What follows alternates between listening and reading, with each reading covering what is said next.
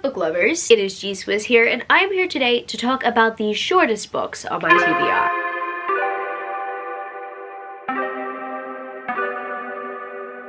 If you didn't know, this is a 7 on Sunday topic, and I am the host of 7 on Sunday. I will link the Goodreads page down in the description where you can check it out and you can participate in a topic in the future, or you can suggest a topic. And quickly, before I proceed, yes, I do have a cold. That is why I sound super nasally. I'm devastated about it because I was meant to go to the cinemas today with my friends, and I essentially had to leave myself behind. So what am I doing to make myself feel useful? I am filming a video. So for those of you who are genuinely concerned and think that I really do need to rest, yes, I do need to rest, but also I have to make use out of my Saturday. So you know, one day, as I do, I struggled with some sort of creative block. I was trying to figure out what my next 7 on Sunday topics would be, but also what I would be motivated to film. And for some reason, over the course of me doing 7 on Sunday, which has been like 3 years, I never considered doing a topic that required talking about the shortest books on your TBR. And I think that's because majority of the time we would like to make to-do lists for things that are somewhat more intimidating, because when we check them off, they are an accomplishment. And also, I have a lot of manga on my TBR as well, which I will not be including in this video today. Each manga volume on my TBR kind of averages somewhere between 200 and 220 pages, as much as I could include all of them on this list. Today, specifically, I will be talking about the shortest novels, and some of them will be classified as like series novellas as well. But yeah, I just wanted to talk about the shortest novels on my TBR, and to kind of talk about whether or not I'm excited about them, whether I plan to get to them anytime soon, but also I need to spotlight the shorter books on my TBR, because at times I think to myself, I don't know what to read and I don't want to read something that is massive. So I believe that this topic will come in handy for those who are wanting to track their shorter reads like myself, because I believe it will prove useful in the times you're just wanting a short read. With that all out of the way, I guess without further ado, let's get straight into this list where I talk about the shortest books on my TBR. And I will be starting off with the shortest page count,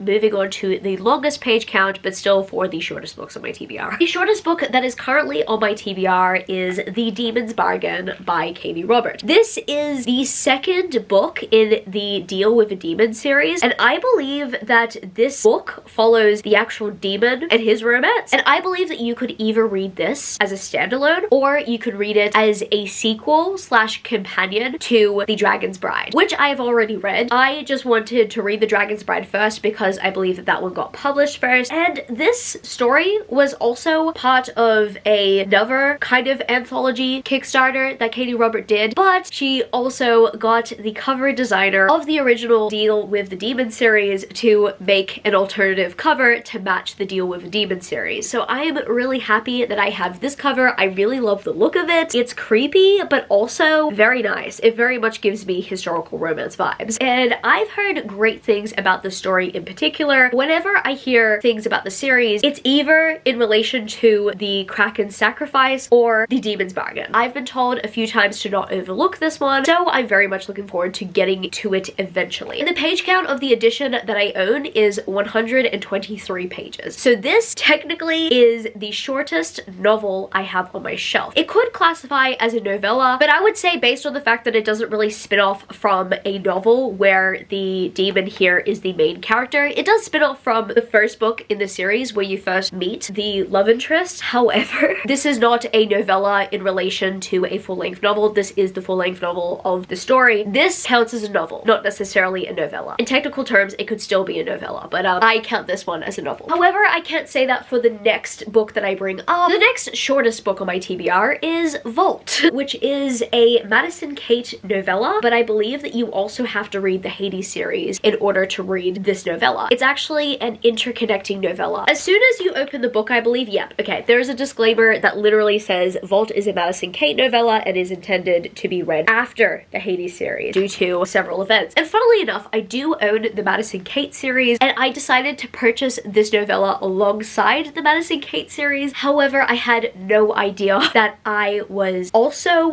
meant to read the Hades series. weeks beforehand, so I need to purchase the Hades series sometime. And the page count of the edition that I own is 140 pages. I am very much looking forward to reading both series. Both series are Why Choose. I know that they had like very similar fonts on their covers, however I had no idea that they took place within the same world. I don't know whether Tate James's contemporary romance books do take place in the same world. Regardless, I want to read them at least before Babe 2023. I plan on reading the Madison Kate series at least, but it's going to be a while until I get to Vault because I do not own the Hades series yet, and the series paperbacks are pretty expensive. Not this one specifically, but every other paperback I've seen has been like $35. So I will get to this one eventually, just not anytime soon. And the next shortest book I have on my TBR that I have to show you guys does not have the shortest book title. That, my friends, is The Time I Got Drunk and Saved a Demon by Kimberly Lemming. Fun fact, I actually heard recently that this book series has been picked up by a publisher, and I don't know whether or not they're changing the covers. What I do know is that some book community members a few weeks ago were like, run, don't walk, in relation to purchasing the original editions before they went out of print. So I don't know where the cover direction is gonna go for the new editions. I kind of hope that they keep these covers because I really love these illustrated covers. I reckon that they look absolutely cute, and they definitely intrigued me just as much as the titles for the series intrigued me. So the page count for this first book in the series is 172 pages. This book, similar to The Demon's Bargain, is also a full-length novel. There is a companion sequel with a much longer title, and I really like that long title, and they're around the same page count, so I've just decided to mention the first book. But yeah, I'm very much looking forward to reading this. I've heard great things about this one. Specifically, I've heard that it's hilarious and it's also very steamy. Funnily enough, this cover does not give me steamy vibes, so we will see how we go.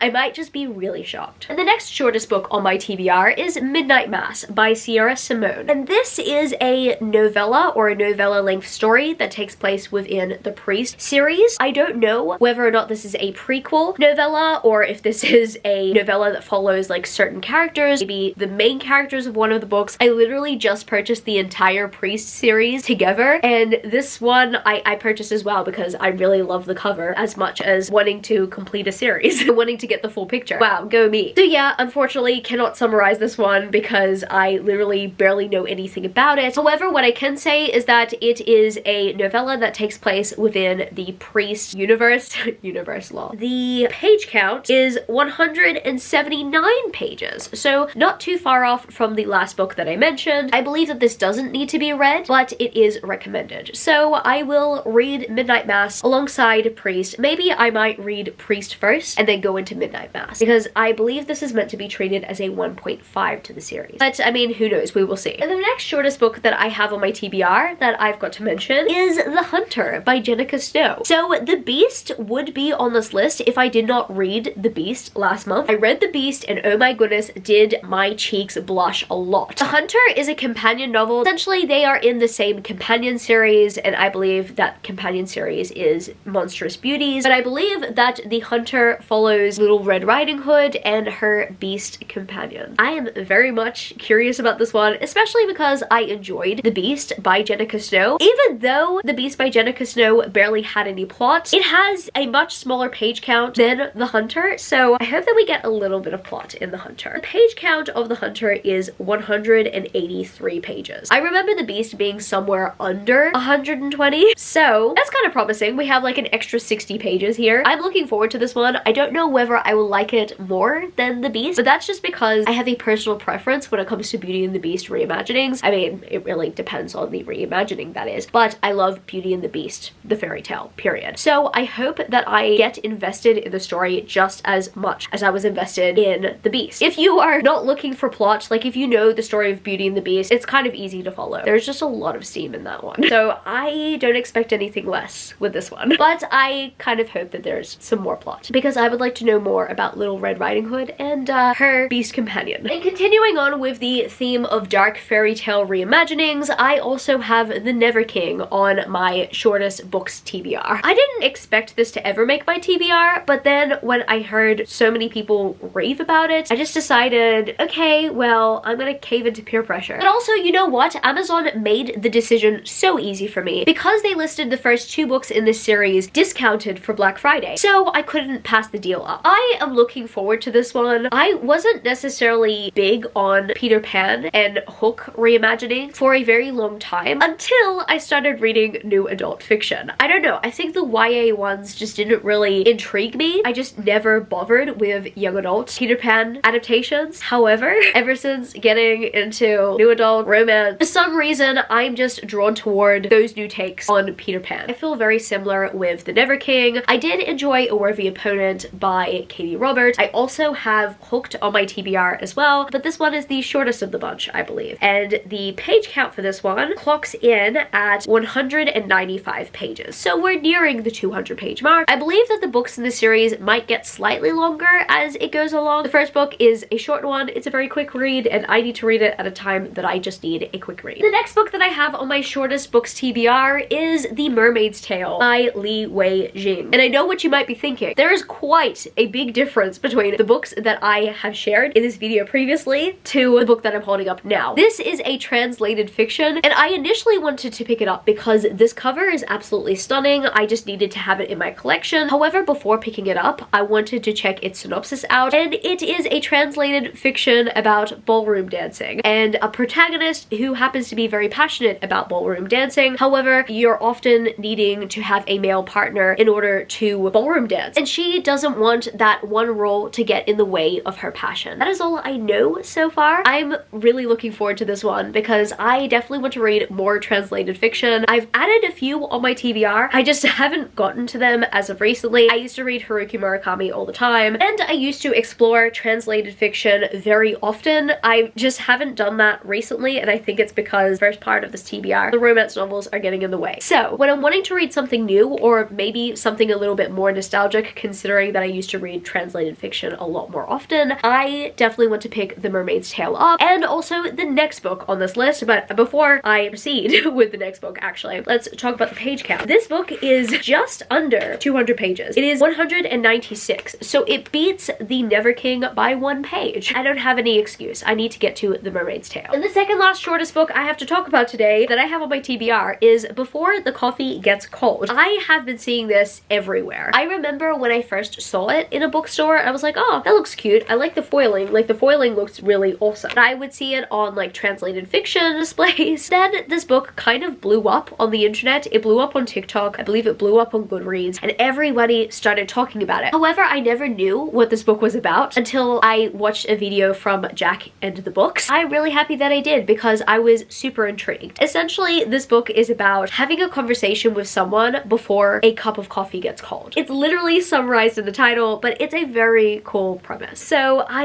am very much curious as to what methods the protagonist might have for keeping the coffee warm, like whether they drink the coffee or not. But I think the most interesting moments in this novel would definitely be the interactions and the opening of perspective. This one reaches a page count of 213 pages. I'm curious about this one. It seems to be a very short book. However, it seems to have like 2 sequels already. I don't know whether they are direct sequels or if they are spin-offs or whether they were like a money-making opportunity. I don't know. We will see. But what I do know is that this book is really hyped in the book community at the moment, but also outside of the book community. Every bookstore I go to has this book on display and has this book like in its recommended section, in its like top 10 list. It is such a big deal, and I need to get in on this big deal. This is definitely another translated fiction that I would love to try, but I think I'm more intimidated by this one because of all the hype surrounding it. And the final of the shortest books that I have on my physical TBR that I've got to share with you guys today is Court of Shadows by C.N. Crawford. This is actually the 4th and final book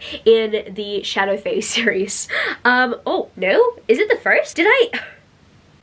It's the first. I am so dumb. Oh my goodness. I literally picked this up from my pile, and I think I might have had the books out of order because, yeah, it probably was like 4, 3, 2, 1 instead of 1, 2, 3, 4. I'm so dumb. Oh my goodness. Okay, so it's the first book in the series, and that kind of makes more sense because you kind of want books to progress in page count as the series goes along. I just personally love fleshed out finales. I don't like rushed finales, so this makes me even more happy. I recently read The Demon Queen Trials by C.N. Crawford and absolutely loved it. Wow, that series was very impressive. So I wanted to put more books on my TBR from C.N. Crawford. I believe C.N. Crawford are a writing duo, and yeah, they definitely wrote a good paranormal romance in the previous series that I read from them, so I'm very much looking forward to reading more books from them. And in this case, we have a Fae series. I really love the aesthetics of this cover. I was definitely drawn to these aesthetics. I'm so thankful that Camilo purchased me a bunch of books for my anniversary gift and included this because this is stunning. I am still trying to work out what order I would want to read C.N. Crawford's books in because I know that these take place in a broader world and universe of C.N. Crawford books that the Demon Queen Trials, I believe, don't follow. Like, that was a separate story. So I don't know if I should just dive into this series. I know that everything interconnects, but I don't know if I will get spoiled for anything. But regardless, I do definitely want to read the series. I think just knowing that it's part of a broader universe where there are so many other book series in it, that definitely does intimidate me. But I'm excited to read it, and I'm excited to see C.N. Crawford's take on Fae. That is going to be it for this video today, book lovers. If you happen to stay to the end of the video, leave me the sunflower emoji because I need some sun or sunflowers in my life right now as I try to endure this cold. And if you happen to enjoy this video, don't forget to give it a thumbs up and subscribe to my channel if you haven't yet already. Join the amazing community of book lovers. And also, I have social medias. I'm at dswizzlebooks on Twitter and Instagram, and I'm also Goodreads. That's www.goodreads.com/dswizzle. And finally, I'm at TikTok. I'm at dswizzle on TikTok if you want to follow me there for some bookish content. I love you, book lovers, and I will see you later.